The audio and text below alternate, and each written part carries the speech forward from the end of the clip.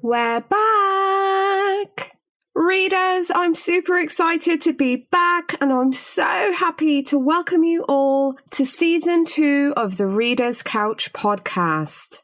I have some great author interviews lined up. I'm planning to bring more readers on the show again, and I can't wait to talk all things books and the reading life. Plus, we also have some new and exciting things in the works, so stay tuned so you won't miss a thing. So again, I just want to thank you for listening to the show. Please hit those 5 stars, and I'd love it if you could take a minute to write something nice about the show in the reviews. So for the millionth time, thank you. And alrighty, let's get on to the episode.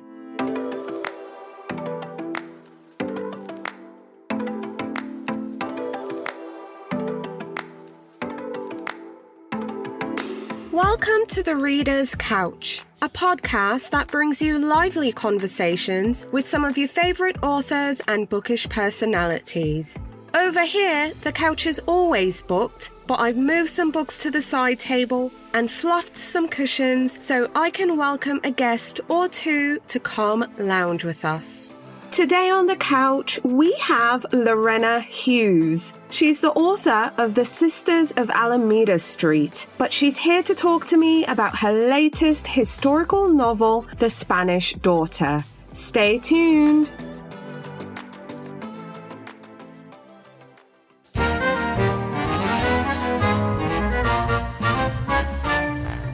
An atmospheric and historical novel with hints of a murder mystery to add to your reading list is Beautiful Little Fools by Gillian Cantor.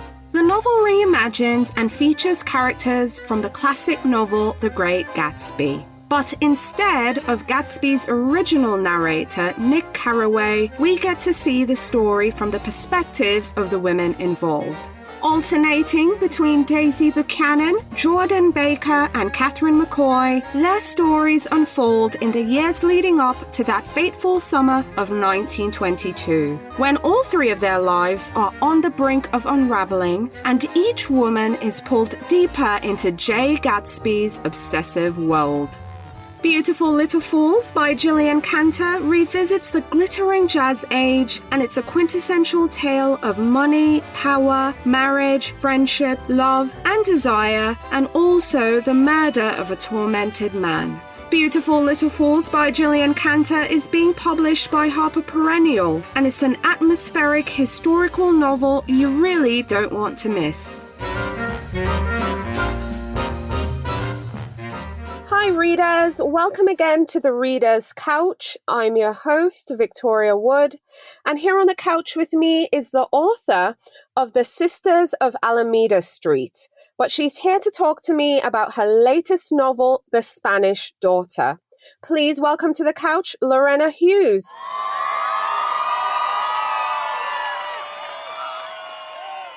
Hey Lorena. Hi, Victoria. Thank you so much for having me. I'm super excited to be here today. I'm thrilled you could make it here on the show with me. I'm very excited about The Spanish Daughter, and it's been out there in the world on bookshelves for almost a month now. I mean, how are you feeling? How excited are you? I'm super excited because this has been such a different experience from my first novel, and I'm enjoying all the attention the book is getting and all the little marketing things that are happening around it. I'm just having a great time. The latest thing I discovered is that in Instagram, people are putting super nice displays of the book, and I'm just loving it. Oh, I love hearing that. I love the map that went along with the book. I thought it was so cute. So yeah, seeing the little boxes being shared online, it's just been great. I've been enjoying getting feedback from readers as well, but I agree, it's just a pleasure to see people celebrating with you with your book for sure. So Lorena, I want readers to hear from you. Tell us about your novel, The Spanish Daughter, and what can readers expect going in? So The Spanish Daughter is the story of a Spanish woman, like the title suggests. Her name is Purificación, Puri for short, and she's a chocolatier in Sevilla in 1920, when right after World War I, she receives the news that her father has passed away in Ecuador, and he has left her some kind of inheritance. She is really sad by the death of her father because he left her as a toddler and she hasn't seen him since. And she's always wanted to connect with him again. I mean, she's all she's had from him have been letters, but she hasn't seen him. And so she's devastated by that, but she's also really excited about the prospect of going to Ecuador because she's always like wanted to see what cacao plantation looked like, and especially because she works with chocolate. And so she convinces her husband Cristobal to go with her, and she basically drags him across the Atlantic. But aboard the ship, someone tries to murder her and ends up killing Cristobal instead. Puri is terrified at what happens and has reasons to suspect that this was a mercenary sent to kill her. So, feeling very vulnerable, especially as a woman, and not knowing what to expect of this trip to South America, because, again, this is 1920 and they didn't have Google, right? So, she has no idea what to expect. And so, she decides to dress as a man and continue on with the trip. And so when she arrives to Ecuador, she finds out that there's this little town called Little Paris. That's the nickname. It's really called Vinces, but they call it Paris Chiquito because a group of Frenchmen in the 19th century bought land there and produced all these cacao beans and exported them. And they also made this little town into a little Paris and built a little Eiffel Tower and had all these things there. And so she sees all of that. And she also meets 3 half siblings that she didn't know existed. So she introduces herself as Cristobal, and basically from then on tries to discover who of these siblings hired a mercenary to kill her. Along the way, she'll also meet this very enigmatic man that awakens a passion in her that she doesn't know what to do with. And she goes through all kinds of crazy experiences dressed as a man until she figures everything out. Right, absolutely. I mean, this book is part historical fiction for me. It's part mystery. It's also part romance. I mean, I just loved all the different elements you put together in this book. I think they worked together really well. I also enjoyed reading about a place that's just completely foreign to me. I've never been to Ecuador. I had no idea about the history of cacao. I mean, I know chocolate. I even know folks would make chocolate from the cacao beans into like chocolate balls and make tea and use it to make other great things. But I mean, it was just so fascinating, really diving in and learning all these new things through this novel. I mean, prior to writing the book, was this something you're familiar with? I mean, I know you're from Ecuador, but also how much did you know prior to writing? And then also, what was your research like for the book? I knew actually, honestly, very little. I mean, I have said this before in interviews. History was not my favorite subject. So I knew about the cacao boom because I studied that in economics and history classes, but I didn't know specifically where it was. I didn't know about Vinces or anything. And somehow I came across that little Eiffel Tower. And I was like, why is there an Eiffel Tower there? And I started researching and digging until I found out. And I was like, wow, this is such a rich setting. And I haven't seen anything written there. And so that immediately drew me in. So setting was the first thing that I researched. And I read a lot about chocolate, also the process. I talked to a chocolatier. I checked out books in the library about chocolate and the different kinds, the processes, the fermentation of the cacao bean, the exportation. And that's where I learned, as a funny fact, that a lot of the exporting countries at the beginning of the 20th century did not know what the end product was, because that was being produced in Europe, really. I mean, they just sent the beans over, and then in Europe is where they had the chocolate shops and where they added milk and sugar and cinnamon and all this great ingredients. So it was kind of a funny fact that I wanted to bring in there, because nowadays we have chocolate everywhere, right? Like gas stations everywhere. And back then it was a delicacy at the beginning of the 20th century. And so I wanted to bring that element in. And that's why Puri became a chocolatier, because I wanted her to have the link with her father, the love for chocolate, but also to bring this expertise to the people of Ecuador. I also had to research. I think I have mentioned that part of the inspiration of this story was that I found out that the woman who patented the cacao bean roaster was a Spanish woman in 1847. And I found her name in a listing of women inventors. And I try to dig as much as possible about her, but there's unfortunately not a whole lot other than her patent online. But I had to research roasters and everything else that comes with writing any historical fashion, what was around as far as transportation, how did people speak, food, what was around and what wasn't, because we tend to think about a globalized world where we have everything everywhere, but that was not the case. And Ecuador was really behind in a lot of things from other places. That was also something I had to research, the history, like who was president at the time, what was going on in the world. It just goes a lot into historical fiction and the ships that Puri travels in and everything, that we don't think about, that we take for granted, was not, like, a lot of things were not available back then. Right, absolutely. So, along with the historical element that we just discussed, another part of the story that I really enjoyed was the kind of mystery. Because unfortunately, like you shared earlier, Cristobal was murdered aboard the ship as they were making the crossing to Ecuador. Now Puri arrives and she's trying to learn more about her father, the truth behind the legacy. She's also investigating who killed her husband, and she discovers her step-siblings. Now, I found it very interesting. The story was told from the perspective of Puri, as well as her sisters, Angelica and Catalina. Could you tell us about the sisters and this other family that Puri's father had in Ecuador? Sure.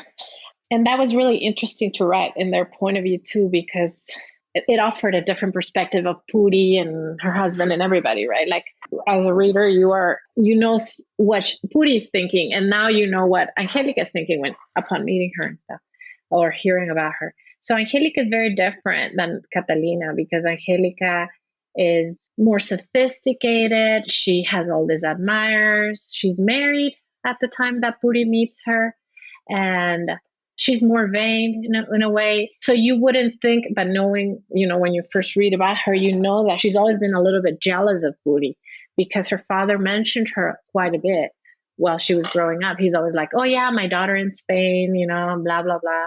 And so a woman that seems to be very confident, like Angelica, and a great hostess and all that, she has that insecurity that is that other sister that is the legitimate one. That's kind of what happens with her. And I don't want to go too much into what she does but she's this kind of perfect hostess, perfect, beautiful woman. Catalina, on the other hand, she's very religious, not necessarily by choice, but she's introverted. She reads a lot. She doesn't talk much unless someone asks her questions. And I see both of those women as very isolated in this big golden cage where they live, which is the hacienda.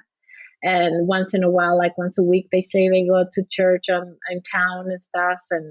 But I imagine women of their times might have been very much in their house at all times, which is something that is an interesting thing that Puri notices when she dresses as a man, is that she doesn't have to give explanations to anybody about where she's been or what she has to do, as opposed to the sisters that are always, at home and basically who they are. I want to get into your writing process real quick. How long did it take for you to write The Spanish Daughter? I started researching it in 2013. It did take a while, but I've been writing different things at the same time. I wouldn't say it took that long just for that book, because I was writing other things as well. But yeah, that's when I started. And I think most of it was the beginning. For the first 2 years, I was researching the novel and writing the outline and figuring out characters, all that stuff. So I am kind of slow. I'm getting faster now with more experience. Absolutely. That makes total sense. What would you say is the most challenging thing, though, about your creative process? Trying to make every scene interesting, because I don't want to bore the readers, because I've been bored myself. with books, and just trying to make it compelling and coming up with new things, because I think that there's so much out there right now that readers are really savvy and they can predict what's going to happen. And so trying to keep it fresh, trying to keep it interesting. Also, English is a little bit of a challenge for me sometimes. And Right. so I like constantly have to be asking my family members of preposition or whatnot. And that's why I have critique partners that I work with. But that is a little bit more of a challenge. Like sometimes I think I wish I could write this in Spanish because it would be so much easier. Right. Absolutely. Yeah. That makes complete sense. I can understand that for sure. But Lorena, like looking back at your journey so far, because as I mentioned in my introduction, you previously wrote and published The Sisters of Alameda Street. Now you've published The Spanish Daughter. I mean, if you could tell your younger writing self anything, looking back at your journey now, what would it be? I would tell myself not to be embarrassed to tell others that I was a writer, Mm. because that was always something that I was a little bit embarrassed about. They were like, "What are you doing?" And I'll be like, "Taking classes," and I was a graphic designer, but I don't know. There's something about people admitting that they're writers that is difficult at first. This is why I kind of dig for early information for readers. Are there any other books in our future? What are you doing? What can you tell us? Okay, so I have 4 more novels that are completed but not unpublished. So the next one that I'm working on is the sequel to The Spanish Daughter. And that one has already been written and it's in the hands of my editor right now. And we've already had a preliminary conversation about it, but I'm waiting to get her written editorial letter and where she goes and tells me in detail what she wants me to do with it. So that's a project I'm really excited about. So in the meantime, while I'm waiting for her to send me her feedback, I've been revising the second novel I wrote, which is a historical novel set in the Galapagos Islands. Mm. And it's in the 19th century. So that one, I think it has potential to become a lot better than it is right now.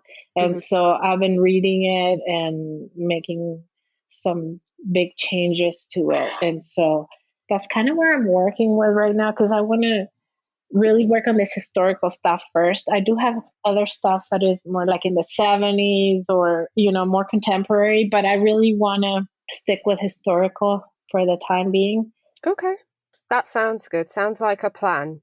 Okay, so Lorena, even though we're here to talk about The Spanish Daughter, and I'm so happy you're here with me just talking all the things, we want to know what you're reading as well. So please share with our listeners the last book or books that you finished reading that you'd now recommend.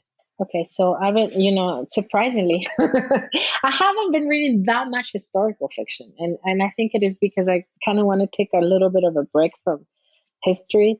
So I read a lot of domestic thrillers and Ooh. psychological thrillers. It's kind of, they're fast paced and it's a little bit of my guilty pleasure, and it brings in the what if factor. Yeah. And like, I don't want to live that horrible life, but I want to know what it feels like. So I don't know. But I really have been enjoying Lisa Jewell's novels lately because it's not just a plot, thriller. She does really interesting things with her characters. They're very 3-dimensional. And so I enjoy them a lot. And she does use multiple point of view. So I've been reading her stuff a lot. I think the last one of hers that I really enjoyed it was The Family Upstairs. Yes. Do you like that one?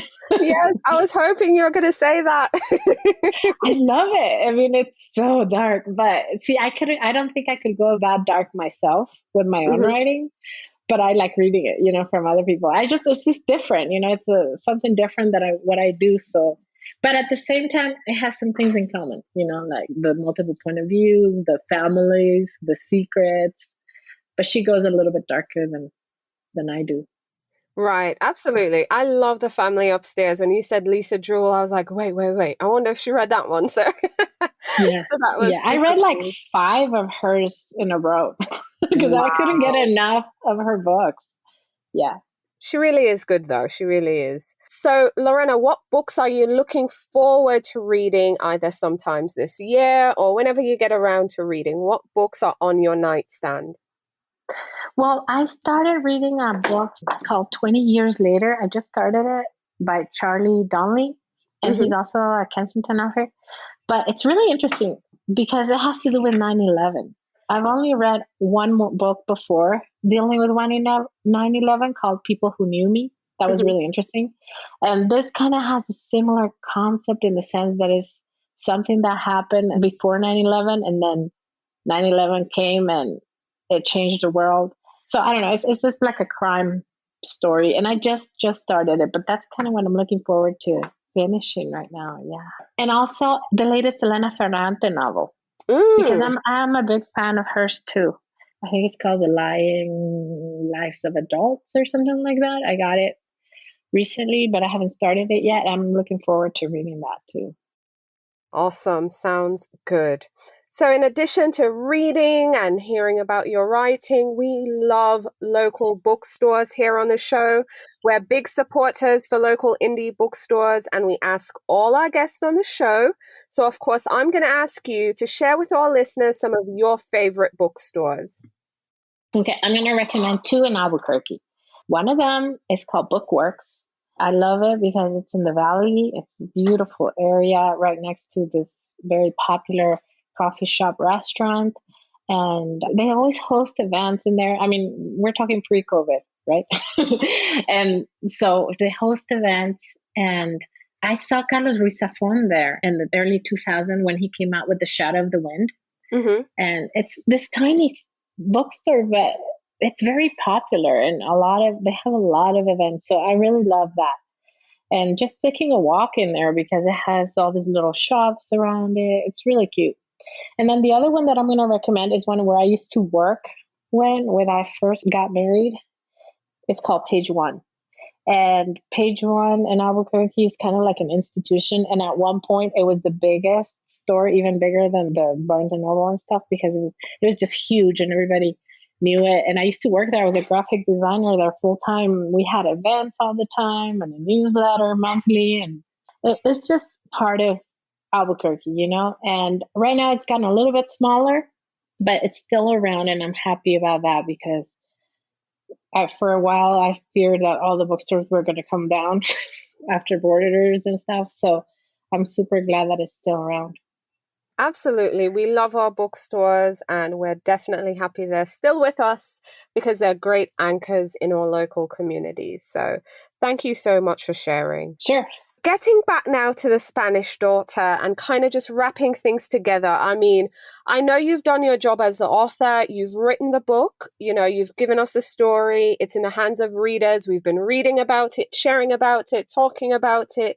But what are some of the reactions you're hoping for, or just some thoughts you're hoping readers might have after they've turned that last page? Trying not to give away the ending, but I think the theme behind the story is important. Here we have all these family members fighting over an inheritance. And unfortunately, I've seen that happen a lot in real life. And in the end, the friendships and the relationships end all because of they're fighting over something, you know? And so I kind of wanted to bring that into the story a lot too, like family versus things, family versus inheritance. I don't know, just I would love it if there would be a conversation about that and people thinking about that. Like, is it worth it for objects to lose relationships, you know? Yep, absolutely. Well, listeners, I hope you will pick up a copy of The Spanish Daughter by Lorena Hughes. I've been telling my friends it gives you some great family drama. There's a mystery at hand. Plus, you also get to learn some real life history. Lorena, thank you so much for coming on the show and speaking with me. It was just an absolute pleasure. And thank you so much for having me. I had a great time.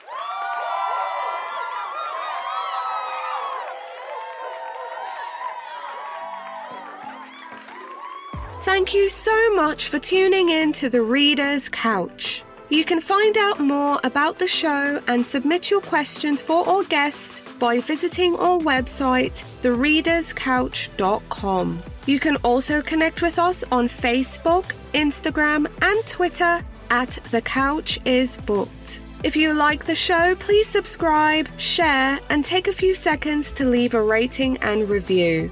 Next week, I'll be back with new guests, more books, and some fun games we can play. But until then, stay lounging, stay reading, and whenever you're in doubt, go straight to your local bookstore or library. Thanks for listening, and happy reading.